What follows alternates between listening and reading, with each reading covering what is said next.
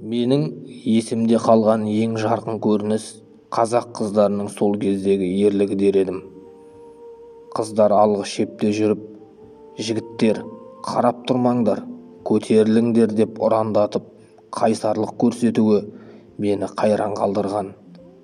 Көз алдымда бір қыздың қан-жоса болып жатқанын көрдім.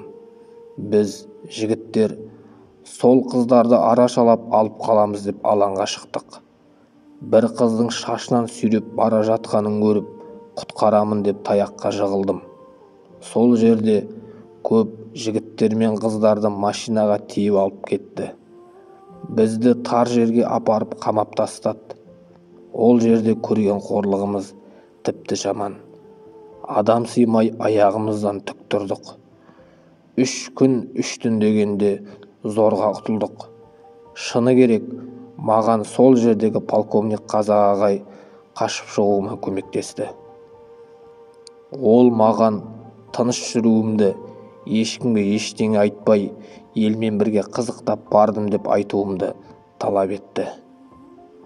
Сол 3 күннің ішінде көрген азабымыз әлі көз алдымда. Қыздарды біздің көзімізше әбден қорлады. Сендердің қыздарың түкке тұрмайды деп соғып аяқпен таптады.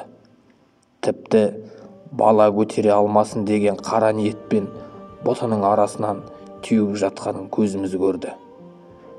Күнде сен ол жерге неге бардың? Пәленшені өлтірген сен бе? Мойындасаң жіберемін деп таяқтың астына алғанда бетіміз, қол-аяғымыз іскенде көгала торғайдай болдық. Ол жерден сытылып шыққан соң сурет бойынша мені іздеген екен. Бірақ мен ол кезде ауылға кетіп аман-есен қалдым. Желтоқсан оқиғасына қатысушы Орынғазы Ораш ағамыздың естелігінен.